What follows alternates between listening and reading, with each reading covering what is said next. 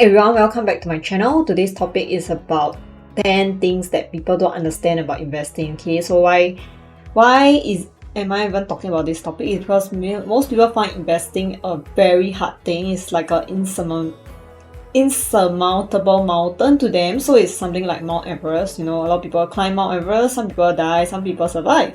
Okay, so basically investing is actually the same thing. So if you climb a mountain, there is definitely risk. Investing always have risk. Okay, but even so, not investing also has its risk. Okay, so let's delve down into it. Okay, let's go. Okay, I'm so angry. I recorded the video just now, but nothing got recorded. Okay, so I do rerun through everything again. Okay, so never mind. So let's go through again. 10 things that people don't understand about investing. Okay, so these are the 10 things. Okay, I'll be going through one by one, each and every single point. Okay, so yes, first point, you can't expect to make big money from small investments, but there is no shame in starting small lah. Okay, so don't try to put small amount of money to get big gains because this doesn't work. So a lot of people try to put like their small amount of money into some super high risk stock like what HKD lah, keep going up one, right? Yeah, put inside, boom, drop already. Okay, so these kind of stocks don't have any strong fundamentals, and then what you are doing is not investing, is just gambling. Okay, so often this kind of thing will result in loss lah, and after that they invest already, then they will say, oh, I lose money investing, investing sucks lah, don't want to invest anymore. Yeah, but that's not even investing. Okay, yeah, so if you actually invest properly and you invest into lower calculated diversified risk, okay, such investments will be more likely to pay off with sufficient time. Okay, so this kind of investments that I'm talking about is ETFs lah, funds lah. Okay, so don't put all your eggs into one basket, and then don't only start when you are big lah. So if you say you want to start when you reach 500k, then I mean, with a lot of things in life, most people don't have 500k by the time they reach like 20s, right? So you are gonna start much later than the others, and then you'll play catch up in the worst possible way lah. Okay, so that will be like a point, I think point like 8, yeah, point 8, because you start too late, so you'll miss out on the market gains in between if you only start big. And then it's also mentally easier for you to start like small and you do like dollar cost average. It's like mentally easier for you to put in the money, because like let's say I tell you to invest 12k a year, you feel like, wow, 12k a year is a lot leh. But if I tell you to invest $1,000 a month, it's not that hard, right? It's actually not that hard, but it's actually exactly the same thing. It's like monthly you put in 1,000 versus 1 year, at the end of the year you put in 12,000. Okay, so this year is actually easier on the mind and less timing risk when you enter the market. Okay, so number 2 is you need to save an emergency fund before investing. If you don't, this emergency fund I'm going to say is at least 3 to 6 months.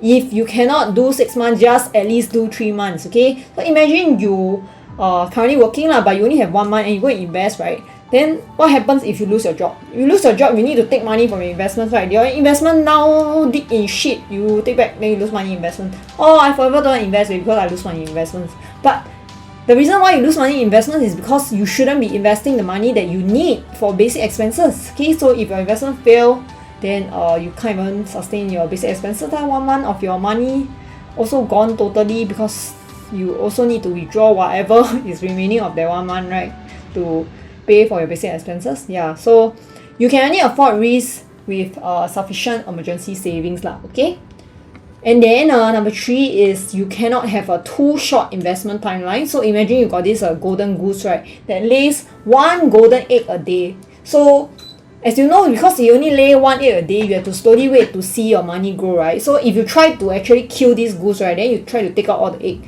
from the dead goose, you won't even get a single egg from dead goose because the egg haven't formed inside the goose, right? Yeah, so basically you get nothing lah, Same for investments lah, they also take time to grow, but they don't like take one day to grow. The example is 1 day, but investment take at least, I should say at least 5 years to grow lah, Because you know how the market cycle is like every 3 or 4 years of bull market will have 1 or 2 years of bear market. So at least 5 years to weather the bear market. Okay, So like I mentioned, results will not be instantaneous, just like the goose takes one day before it lays the next egg. Same for your investments, give it at least 5 years to grow. This is 5 years minimum. Yeah, I won't even say go for 5 years, I would say go for 10 years to see any investments grow. But if you really need to look at the shorter timeline, minimum 5 years, okay? Yeah, so next, investing is the point 4 already. Okay, investing is the only way you can beat inflation. Okay, so investing does have the risk of losing money, but not investing at all has the same risk in real terms. So if you account for inflation, everyone knows that inflation is around, right? You see everything go up, the price, right? Yeah, so invest in the right way to beat inflation. You don't want to be losing money by doing nothing, right? You know it exists, but you don't want to do anything. Seriously? Yeah. Okay, so I mean, at least you try to do something about it rather than doing nothing. And even in the end you lose money, at least you earn a lesson. It's a lesson to you to how to invest in future. Okay, so if you don't do anything, you will never learn anything, and then you also lose money. Okay, yeah, so start with small money amounts, but small money amounts do have more charges if you are using like those kind of brokers. So like if you're using IBKR, right, I think like each transaction they charge you like 2 USD. So if you go like small amount, definitely there is a lot of charges. But then if you want to avoid this kind of charges, well, how you can avoid it is you go big amount per year. But mentally as a beginner, this is really very hard. So still recommend start with small money amounts lah. Okay, so if when you develop skills, confidence, tools, then you can go bigger if you want to. Okay, so I also like charted out like risks and returns for different kinds of financial instruments. Okay, so the most common financial instruments for Singaporeans is fixed deposits and bank accounts. Okay, so yeah, boring, 1 to 4%. Okay, so these kind of things are not intended to keep out inflation. It's just intended to give you some returns, but these returns is not real returns lah. Okay, yeah. Okay, then endowment CPF top-ups 2.5 to 6%. So these kind of things don't really help you to beat inflation, but it help you like keep afloat with inflation. So your money is not really growing in real terms. It's just, I mean, it's like same law in real terms, but yeah. Okay, so even though you see your money increase, is the same in real terms. That's what I mean. Okay, so what I mean by investing is you must at least have all this right side on lah. Okay, so REITs will produce at least 4 to 8%. Why? Is because everyone knows real estate is inflating at higher rates than most consumer goods lah. Okay, so that's why REITs usually earn money. Okay, another example is just funds lah. Any kind of funds, ETF, unit trust, ILP, all these mutual funds. Okay, so all these funds, right, because it's a diversified basket of stocks, it's already diversified. Okay, so the risk is lower, and then usually compared to stocks, definitely fluctuations are lower as well. Okay, so then you also can choose like a particular sector that you like. So let's say you like healthcare because of COVID, then you like technology because of COVID, you can invest in all these different sectors just by investing in one fund. Okay, so very easy to invest in this kind of fund. Just Google which fund are the healthcare funds, all these funds, and then just put your money into these funds. Okay, so this also helps if like you believe in these sectors over the long term in future. So like in the event of like market downturn for these kind of funds, and then it's go down like 10%, you still have the confidence to hold through it. Okay, yeah. So also things like common stock, commodities, personally wouldn't recommend that you as a beginner to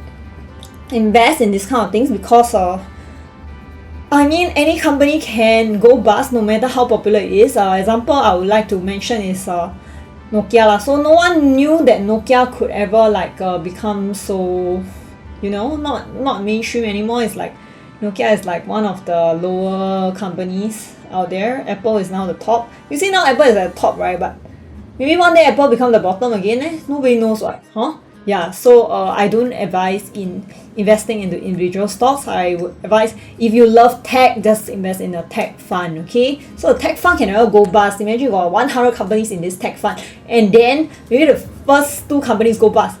Is it going to affect the rest of the 98? Not really. Yeah, so you still have the rest of the 98 to help you grow, right? Yeah, so that's why I love funds. Okay, then properties, investment as well, but it's super high risk and could could be not high returns also. Yeah, so up to you. If you have the capital, go ahead. Okay, then I mean, if you really like crypto also, go ahead. Not recommended by me. Yeah, okay, so like I mentioned, for these few items on the right side, right, it's not for everyone lah. So you can see the recent inflation for Singapore, right? Yeah, it's so high recently. If it's all these rates, right, it's not going to help you beat inflation. Yeah, only these few can help you beat inflation. So do we invest in the right areas to beat inflation and earn enough money for your retirement lah. Okay, number 5 is like holding power is super important. Okay, so you must have enough faith to ride through the storms. If not, you will actually turn your paper losses into realized losses and you will never ever recover from it. Okay, so imagine if the markets, I mean, a lot of people like to say now is the war, I don't want to invest. Okay, but if the markets really boom, right, like for example war really happens, everyone else is going down with you. It's not only you are going down. Okay, so maybe if really all our world war is happening, and then probably money won't even be important anymore. So just invest lah. You won't really die, you know. Yeah, so just let you see this. Okay, so it looks like market is slowly going back into bull, but then you can see like actually it's a bear market and we are slowly climbing again. Yeah, you can see all the different times where we had bear markets. This bear market was super scary drop, right? Yeah, but it recovered so quickly after that and it continued to fly. So I have the confidence that it will continue to go up in the long term.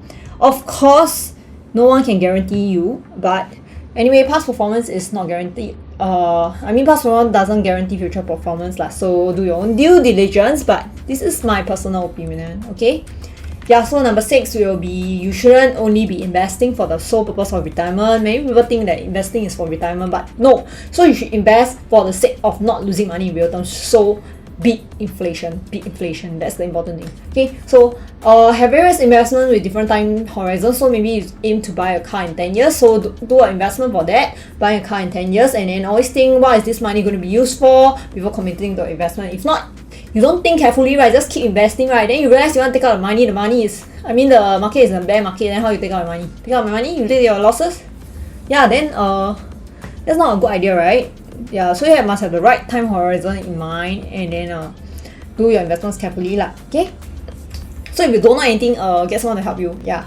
Okay. Don't try to time the market as a beginner. Just do it. Just invest. Okay. So most investors are not able to time the market properly lah. So you can see if you see the S&P returns, if you invest over a 10-year period, you can see there is actually a no loss of capital. It can be even 17%.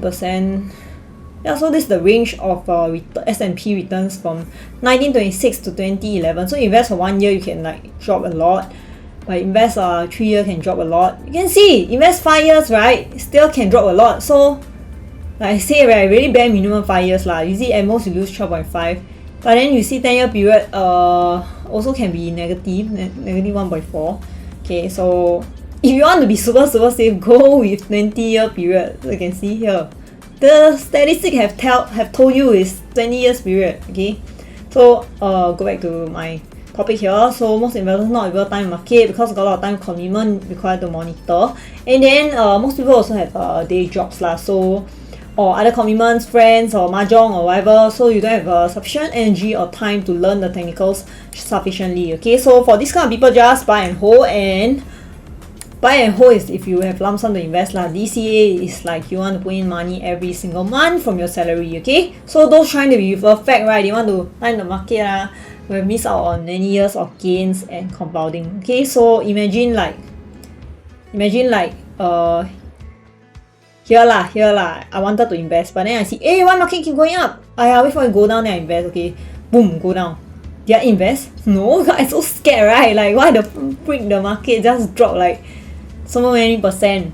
Okay, I don't dare invest. Let's wait for market recover until here. Yeah, okay lah, maybe time to invest. Then I invest at a much higher amount, and then all along what my money doing there? Nothing. Just like getting wasted lah. Yeah, so don't try to be perfect, just do it, okay? Because you are a noob, you're a beginner, you're not a professional, right? So just do it.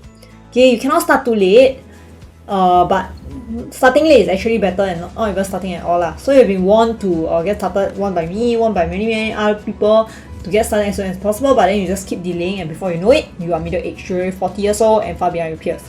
Okay. Fact is, you can still catch up, but it's not recommended because you have to go through this, like go into like more risky investments, like timeline, you need to use shorter timelines, and then like I show you just now, the best timeline is 20 years there. Like, oh, you 40 years, okay, I mean if you retire at 60, okay, 20 years can still be okay. Yeah, so but if you go into more risky investments, maybe the timeline needs to be longer as well. Okay, but your timeline is shorter, so it's really just trying to catch up is going to be just really hard lah.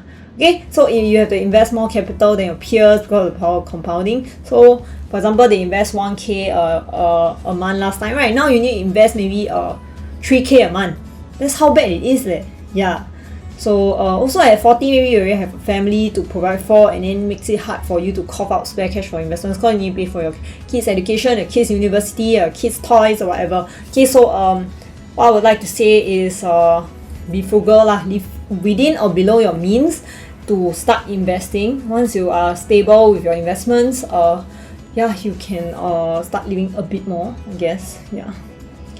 Okay, so next is gonna be, everyone wants investment that are high returns, low risk with high liquidity, but most of the time you can only choose one of the three lah. Okay, so low risk, right, doesn't come with high returns. Everyone used to think that crypto yield farming was low risk with high returns, but it was not even safe. Okay, so not safe at all. Not low risk. High returns is questionable lah, because you totally lost your capital also.